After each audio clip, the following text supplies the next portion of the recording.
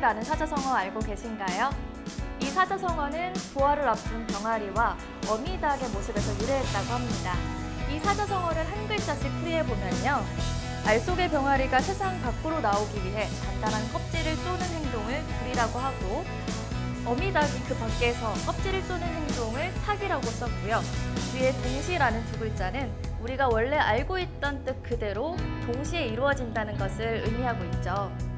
부화 시기가 임박한 병아리가 세상 밖으로 나오기 위해 껍질을 쪼기 시작하면 밖에서 그 소리를 들은 어미닭이 동시에 껍질을 쪼는 모습을 형상화한 건데요. 줄과 탁이 절묘하게 조화를 이룰 때 비로소 병아리는 세상의 빛을 보게 됩니다. 더 큰 세상으로 발돋움하려는 노력과 이 노력을 도와주는 조력자의 역할.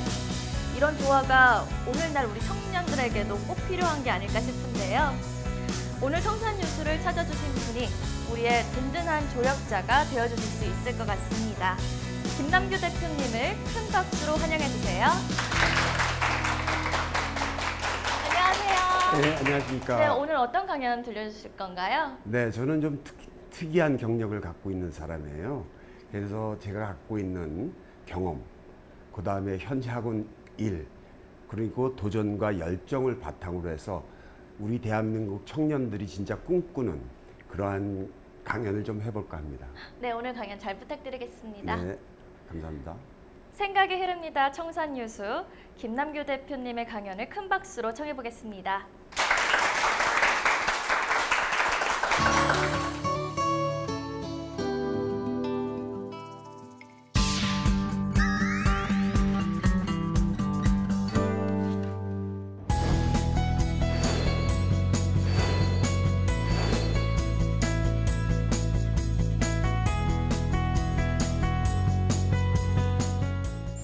안녕하세요. 제 이름은 김남규입니다. 오늘 청산유수 1부에 35년간 8군데 직장생활, 남다른 이야기를 여러분과 같이 나눠보도록 하겠습니다.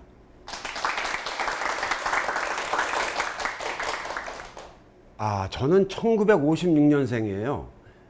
그러니까 우리나라 나이로 63세가 되겠죠. 좀 젊어 보이죠. 그 이유는 나중에 설명드리겠지만 좀 긍정적인 삶을 살려고 굉장히 노력을 하고 있어요. 저는 좀 남다르게 진짜 피나는 공부를 했어요. 3만 시간 정도 실전 영어를 했는데, 맨 처음 제가 근무를 한 데가 이제 대림산업 인도네시아예요. 그 당시에는 회사 들어가기가 굉장히 쉬워가지고 9군데 대기업에 입사 지원서를 냈는데 다 합격이 됐어요. 근데 이제 뜻이 있어서 인도네시아에 먼저 진출을 하게 됐습니다. 그리고 인켈 전자회사로 갔고, 그 다음에 다국적 기업에서 이제 아멕스를 갔습니다. 그 당시에는 이제 토요일 날 그때 근무를 벌써 안 할 때고, 그 다음에 굉장히 많은 거를 배울 수 있는 그런 기간이었고, 그 다음에 제가 87년도부터 95년도까지 8년 동안 시티은행에서 근무를 했어요. 이 당시에 제가 느꼈던 거는 뭐냐면, 제 영어 수준이 진짜 웅물한 개구리구나 해서 정말로 열심히 했어요. 피나는 노력을 했습니다. 그래서 그 덕분인지 몰라도 아주 젊은 나이에 35세에 시티은행 압구정동 지점장을 하게 되었고, 그 다음에 이제 37살에 강남 지역 5개 지역을 이렇게 매니지하는 강남 지역 본부장을 하게 되었습니다. 그러니까 연봉은 아마 굉장히 높았겠죠, 그죠? 그러나 저는 아마도 은행원 체질이 아니었던 것 같아요. 그래서 제가 그 열정이 좀 식었습니다. 그러다가 잠깐 다른 데 이렇게 개인적인 사업을 한 후에 그 다음에 운명적으로 다시 인도네시아로 가게 되었습니다. 그래서 필라 인도네시아 가서 1995년도에 가서 5년 동안 근무를 했고, 꼬린도 그룹에서 2000년부터 11년까지 12년 동안 근무를 하면서, 이때 이제 제가 전자로 인도네시아어 영어로 아주 열심히 일하면서, 심지어는 어떤 날은 영어하고 인도네시아로 꿈을 꿨다고, 2개국어로 동시에 꿈을 꿨다고 저희 아내가 얘기해 준 적도 있습니다. 그 정도는 돼야 진짜 뭔가 열심히 했다는 말은 들을 수 있을 것 같아요. 그리고 나서 이제 제가 인도네시아 대통령 직속 기관이 인도네시아 투자조정청이 있어요. 거기서 이제 백과뱀이라고 그러는데 투자 자문관으로 제가 3년 동안 근무를 하게 됩니다. 그러면서 한국 기업체 또는 한국에서 개인적으로 인도네시아 투자하시려는 분 또는 사업을 하시려는 분들한테 투자 자문을 3년 동안 해주었습니다. 그리고 나서 이제 대우 김우중 회장님을 만나 뵙게 돼서 대우 세계경영연구회 대우 글로벌 영 비즈니스 매니저라는 프로그램에 인도네시아 1기 교육팀장을 맡게 되어서 아주 보람된 생활을 하고 인도네시아 생활을 24년을 끝으로 하고 그 다음에 직장생활 35년을 종지부를 찍고 2016년 7월 초에 한국으로 와서 김남규 외국어 출판사, 그것도 1인 출판사입니다. 식당 운영보다도 더 어렵다는 1인 출판사를 설립을 하게 됩니다. 아마 여러분들이 제일 궁금해하시는 거는 취업에 관한 얘기일 거예요. 뭐 여러분들 다 아시겠지만 다녀보신 분들은 자기소개서, 그다음에 이제 직장 선택시 고려사항, 그다음에 근무 부서 선택시 고려사항이라든가 취업할 때 꿀팁, 영어 면접할 때는 어떻게 해야 될 건가. 또 플랜 A가 여러분들 다 있을 거예요, 그죠? 근데 그럴 때 플랜 B는 무엇이 될 것인지 같이 한번 얘기를 해봤으면 좋겠습니다. 자기소개서 쓰는 건 뭐 여러분들도 많이 아시겠지만 굉장히 중요한 건 뭐냐면 맥시멈 한 장 A4 용지로, 그 다음에 성장 과정 뭐 이런 본인의 성격 장점 단점, 근데 여러분들 그 단점, 자기의 단점을 알아내는 것도 굉장히 중요한 겁니다. 장점을 부각하는 것도 좋지만 자기 단점을 있는 그대로 솔직하게 얘기를 해주셔야 돼요. 그리고 입사 지원 이후 향후 포부라든가 인생의 좌우명 등을 하는데 포인트는 뭐냐? 솔직함이에요. 왜냐하면 그 인사부나 그 면접관들은 여러분들 이렇게 딱 보면 다 압니다. 솔직하지 않은지 그 여부를 여러분들은 완전히 다 내려놓고 솔직하게 이렇게 자기 소개를 해야 되는 것이 굉장히 포인트라고 생각할 수가 있어요. 직장 선택할 때 고려는 뭐냐면 적성이 굉장히 중요해요. 적성을 바탕으로 해서 전공을 발휘할 수 있는지, 공기업을 갈 것인지 대기업을 갈 것인지 중견기업을 갈 것인지 중소기업이나 외국 기업을 갈 것인지 그거를 잘 생각을 해야 됩니다. 그리고 자기가 가고자 하는 회사의 미션, 비전, 패션, MVP라고 그러죠. 뭐 MVP 다른 말은 뭐 Most Valuable Player라는 최우수 선수란 말도 있지만 그 회사의 MVP를 확실하게 알아두는 게 좋고, 또 어떤 사람한테는 연봉 월급이 중요할 수도 있겠지만 소위 요즘 얘기하는 워라밸이라는 워크 앤 라이프 밸런스가 어떤 건지 굉장히 중요할 것이고, 또 개개인에 따라서는 직원 복리 후생을 굉장히 중요시하게 여기는 사람들도 있습니다. 그래서 이거를 잘 따져보고 검토를 해야 될 거라고 생각을 합니다. 근무 부서 선택할 때 사람들마다 다 개인의 성격이 다르거든요. 저 같은 경우는 뭐 거의 대부분 해봤는데 사실 뭐가 뭔지 잘 몰라요. 특히 대학생일 때나 또는 대학을 졸업하고 나서도 어떤 부서를 해야 될지를 잘 몰라요. 근데 영업부 같은 경우는 사람 만나는 걸 좋아해야 됩니다. 그다음에 구매 자재부 이런 쪽은 이제 꼼꼼해야 되고, 일단 보고서를 작성을 많이 해야 됩니다. 그다음에 기획조정실이나 경영관리실은 큰 그림을 볼 줄 알아야 됩니다. 빅픽처라고 그러죠. 그런 걸 보고 앞을 이렇게 내다보고 어떻게 할 것인가 하는 것을 잘 생각을 해야 되는 좀 창의적인 사람이 맞다고 볼 수가 있고요. 인사부나 총무부는 이제 대인 관계가 원만해야 되고, 광고 마케팅 쪽은 특히 창의력이 탁월해야 됩니다. 감사부 품질 관리부는 이제 꼼꼼한 사람이 좀 맞을 거고요. 고객 서비스 같은 경우는 아주 인내심이 많이 필요해요.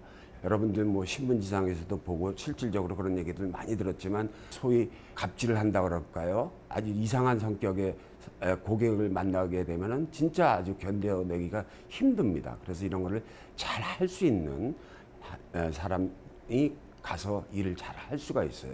그래서 이런 것을 미리 잘 생각을 하고 어느 부서에 갈 것인가 이런 거를 생각을 해야 됩니다. 취업의 꿀팁을 말씀을 드리면 여러분들은 이제 굉장히 그 학력이다. 내가 어디 나왔다. 뭐 이런 나는 뭐 지방대인데 또는 뭐 명문대가 아닌데 굉장히 걱정을 많이 하시는데요. 실질적으로 얼마 전 기사에 나왔지만은 서울대를 졸업하고도 한 40%가 취업을 못하고 있는 상황이라고 해요. 근데 면접관들은 보면요. 저는 이렇게 보면 압니다. 제일 중요한 게 뭐냐면 그 개인의 인상이에요. 잘 웃어야 되는데 사실 저도 35년 동안 이렇게 경쟁사에서 있다 보니까 웃음을 많이 잃어버렸는데 특히 지금부터 오늘부터라도 매일매일 웃는 연습을 해야 됩니다. 인상이 굉장히 중요해요. 딱 보면 어떻다 하는 거를 면접관들은 칼같이 알아냅니다. 그리고 인터뷰할 때 자신감이 굉장히 중요하죠. 목소리를 이렇게 자신감 있게 하고 연습을 많이 해야 되죠. 여러분들이 생각하는 것처럼 그렇게 학력이나 스펙은 중요하지가 않아요. 10% 정도밖에 안 됩니다. 제일 중요한 거는 뭐냐? 인상이에요. 그러려면 뭐냐? 난 잘할 수 있다는 그 긍정적인 사고방식, 아주 긍정적인 사고가 여러분들 삶에 굉장히 도움이 되고 큰 밑거름이 될 겁니다. 잊지 마세요. 나는 할 수 있다라는 이런 자기 자신한테 늘 이렇게 긍정적인 에너지를 불어넣으셔야 합니다. 여러분 스스로를 다 이렇게 사랑을 하셔야 돼요. 잊지 마세요. 매일매일 웃는 연습을 해주시기 바랍니다. 영어 면접 꿀팁인데요. 제가 제 책에 쓴 거 중에 보면 영어로 하는 면접에 한 인사부 임원들이나 팀장들이 이제 잘 물어보는 질문이 한 50개 정도 있어요. 근데 50개 중에서도 제가 7개만 오늘 이렇게 소개를 해드리겠습니다. 왜냐하면 그 회사에 대해서 잘 아냐 모르냐를 그 회사의 면접관들 또는 사장님들은 궁금하게 여기죠. 주요 고객이 뭐며 제품을 어디에서 팔고 있냐, 장점과 단점은 뭐냐. 아까도 제가 말씀을 드렸지만 자기의 단점에 대해서 잘 얘기를 할 수 있어야 되고 또한 장점 또한 굉장히 중요합니다. 그 다음에 왜 당신을 고용하는지 3가지 큰 이유. Three big reasons라는 건데 이건 항상 영어에서 나오는 어떤 공식과 같은 얘기예요. 그 다음에 지원하게 된 동기는 뭐냐. 이런 것들을 제가 4개를 뽑았고요. 자원봉사 굉장히 중요합니다. 자원봉사를 해봤는지 구체적으로 얘기를 해달라는 거. Elaborate, specify. 그렇죠? 우리 회사에 대해서 무엇을 알고 계십니까? 당신이 좋아하는 것과 싫어하는 게 무엇입니까? 이렇게 가지고 7가지를 제가 소개를 해드렸습니다. 그런데 사실은 여러분들이 잘 모르시는 게 있어요. 다 외워가요. 솔직하게. 저도 옛날에 그랬고. 또 어떤 때 연습을 해야 돼요. 솔직하게. 그렇지 않고 하면 막힐 수밖에 없어요. 그런데 중요한 거는 100% 외워갔다 하더라도 그 면접관들은 다 알아요. 자연스럽게 해야 돼요. 외운 티가 안 내도록.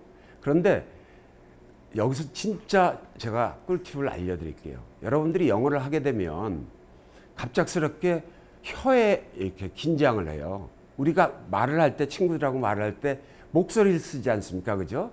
목소리를 써야 됩니다. 모든 외국어는 혀로 하는 게 아니에요. 영어 특히 영어에 대해서 이렇게 부담감을 많이 갖고 있는데 목소리를 쓴다. 편안하게 대화하듯이 해라 하는 거하고 영어로 인터뷰할 때는 외워서 가되 자연스럽게 하라는 거. 그리고 또 하나 빨리 하실 필요가 없어요.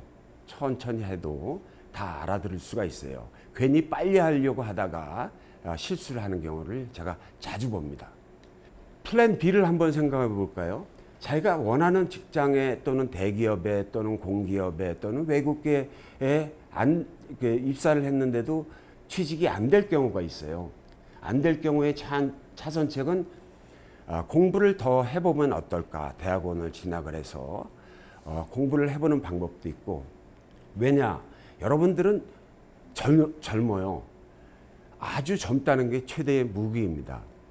그리고 이제 해외에서 취업하는 거 아까 제가 처음에 근무를 마지막 직장이었다는 그 대우 GYBM 해외에서 하는 거, 이런 거 같은 거라든가 해외 산업 인력공단 또는 뭐 코트라 인턴 이런 것들을 거치면서 이렇게 해나갈 수 있는 그런 방법도 있습니다. GYBM에 대해서 간단하게 설명을 드리면요. 이제 예전에 그 대우그룹의 김우중 회장님 아이디어로 시작을 했는데요. 아주 지금 성공적으로 잘 하고 있습니다. 베트남에서 100명을 뽑고 미얀마에서 20명, 인도네시아에서 40명, 태국에서 30명을 이렇게 4년제 대학을 졸업한 학생들을 뽑습니다. 그래가지고 모든 교육 비용이라든가 항공비 이런 거, 기숙사 비용을 전부 공짜로 다 대줍니다. 그리고 아주 혹독하게 국내하고 국외에서 훈련을 시켜요. 현지어하고 영어, 그 다음에 실무 교육, 그리고 그 나라에 있는 한국 기업에 취직을 시켜주는데 인도네시아 같은 경우도 뭐 제가 100% 다 했고, 특히 베트남 같은 경우는 뭐 몇백 프로 이렇게 돼가지고 수료하기 전에 이미 다 취업이 된 상태고 연봉도 굉장히 높은 편이고요. 해외에서 일해보는 것도 굉장히 좋습니다. 그것도 한 가지 방법이 될 수가 있어요. 여기 보면은 맨 오른쪽에 제가 2015년도에 그 인도네시아 교육 팀장으로서 수료식 때 찍은 사진입니다. Challenge today, create tomorrow. 이것도 연생들하고 같이 만든 슬로건 같은 겁니다. 그래서 새벽에 일어나서 그 다음에 밤 10시에 점원을 했거든요. 그러면 항상 저 구호를 외치고 그랬습니다. 자, 회사가 원하는 인재상이 있어요. 굉장히 간단하고 쉬운데 실질적으로 그렇게 하기가 어렵습니다. 10분 정도, 15분 정도 일찍 출근을 하셔야 돼요. 칼퇴근은 좋지만 조금 더 일찍 남보다 오시는 게 좋겠습니다. 왜냐? 여러분들이 이제 부서장이 되거나 또는 임원이 되거나 또는 오너가 됐을 때 그 직원이 먼저 출근해 있으면 좋겠죠. 그죠? 자기는 먼저 왔는데 상급자는 먼저 왔는데 하급자가 좀 나중에 온다거나 뭐 어쩔 수 없는 경우가 있기는 하겠지만 근데 마음가짐부터 일단 그렇게 해야 돼요. 부지런하고 성실한 사람이 회사에서 원하는 겁니다. 그 다음에 아까도 얘기했지만 Power of Positive Thinking처럼 매사에 긍정적이고 밝으면 얼굴 표정에 나타나요. 그러면 상급자들이나 또는 부서장들은 이렇게 팀장들은 보면은 이 친구가 지금 무슨 생각을 하고 있구나, 어떤 고민을 하고 있구나, 일을 참 열심히 안 하는구나, 그런 거를 알 수가 있어요. 그 다음 세 번째는 이제 책임감이 있어야 되겠죠. 굉장히 중요합니다. 책임감이 없으면 그 회사에 막대한 피해를 볼 수 있는 경우가 있어요. 정신을 놓고 나면 안 되는 그러한 부서들이 있거든요. 그렇기 때문에 책임감이 있어야 되고, 네 번째는 당연히 실력이 있어야 되겠죠. 자기가 맡은 분야에 대해서만큼은 누구보다도 최선을 다해서 그 분야에서만큼은 넘버원, 베스트가 돼야 되겠다, 이런 마음가짐을 갖고 있어야 될 것입니다. 그러나 제가 요 중에서도 가장 첫 번째로 여러분들에게 권한다면 부지런하고 성실함이 가장 첫 번째가 아닐까 이렇게 생각을 합니다. 그 다음에 회사 생활 적응 잘하기. 이거는 여러분들 다 좋아하시는 프로그램이죠. 그죠? 김비서가 왜 그럴까? 아주 인기의 방향에 대해서 끝났죠. 밥 잘 사주는 예쁜 누나. 이것도 뭐 아주 인기리에서 그것도 잘 끝났고. 같이 살래요? 이거는 지금 현재 시청률이 아주 높게 해서 진행 중에 있어요. 근데 많은 도움이 될 겁니다. 그런데 사실은 보면은요, 제가 35년 동안 8군데에서 직장 생활을 한 사람의 입장으로 봤을 때는 100% 리얼하진 않아요. 100% 리얼하진 않지만은 그래도 그 나오는 그 회사 생활 같은 것을 보면 여러분들한테 아마 큰 도움이 되지 않을까 싶습니다. 이런 거는 이제 잘 보셔야 돼요. 예를 들면 이제 김비서가 왜 그럴까에 보면 그 여주인공 김미소 씨죠. 그 방에 사는 방에 뒤에 뭔가 걸려 있어요. 이런 거를 시청을 하실 때 그런 영어 문장들을 보셔야 돼요. 그 주인공 방에 걸려 있는 게 뭐냐면 Where there is love, there is a life. 사랑이 있는 곳에, 간절한 사랑이 있는 곳에 삶이 있다, 내 삶이 있다, 이런 뜻이에요. 그런 거라도 이렇게 유심히 보셔야 돼요. 그냥 드라마만 보실 게 아니고, 그죠? 근데 그냥 뜻 또는 그냥 사랑이 아니고 거기 앞에는 간절함이라는 게 있는 겁니다. 간절함이 있어야 돼요. 삶도 그렇고 사랑도 그렇고 여러분들한테 간절함이 어떤 뜻이 있어야 여러분들한테 그 길이 열릴 겁니다. 마찬가지 밥 잘 사주는 예쁜 누나. 여러분들 뭐 다 끝부분을 보셨겠지만 우여곡절 끝에 마지막에 그 제주도로 가죠. 그죠? 주인공이, 남자 주인공이 그 모든 역경을 겪고 결국은 찾아갑니다. 여자 주인공도 그렇지만 그것이 뭡니까? 그렇게 해서 해피엔딩으로 끝나는 거는 거기도 간절함이에요. 간절함입니다. 그 다음에 같이 살래요. 지금 방영되고 있는 프로그램에도 결국은 거기에 60대 초반의 로맨스라든가 브로맨스라든가 가족 간의 사랑이라든가 모든 것들 다 보면 결국은 제가 보기에는 간절함이라는 것이 담아있는 거예요. 사랑이든 우정이든 직장 생활이든 간절함이 굉장히 밑바탕에 깔려 있다고 보시면 되는 겁니다. 회사에서 하지 말아야 될 것들 있습니다. 근데 흔히 하는 실수인데요.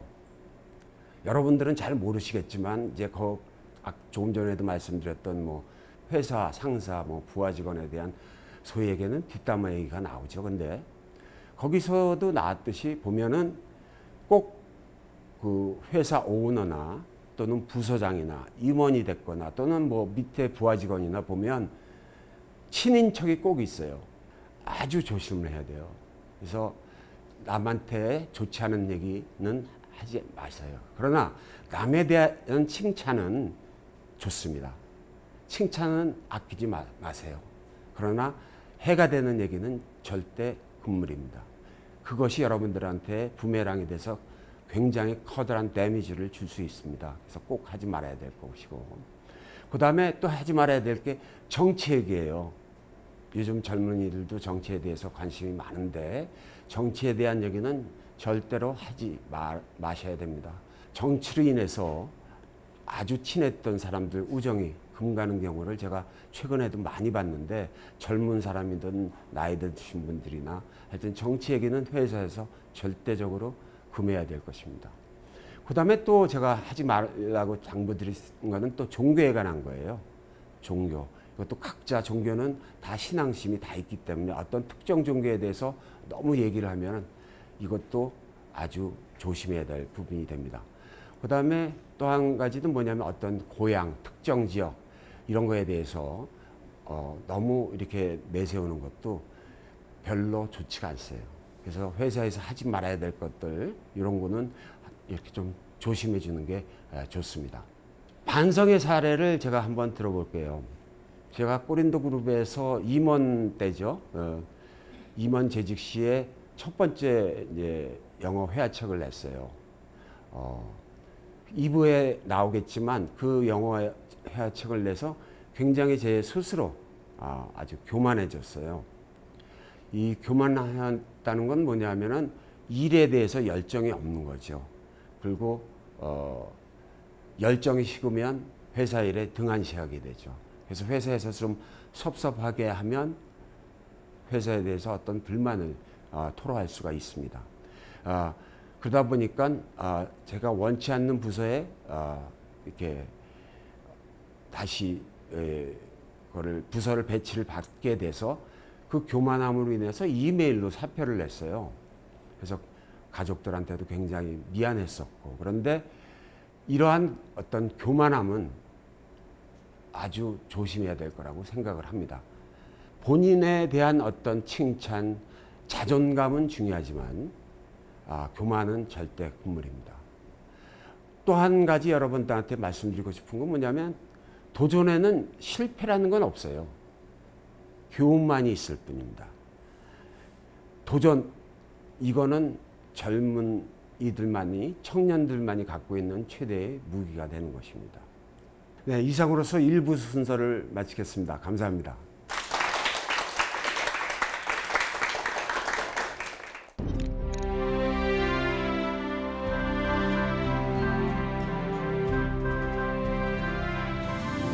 네, 이번 순서는 청산유수 공식 방명록 시간입니다.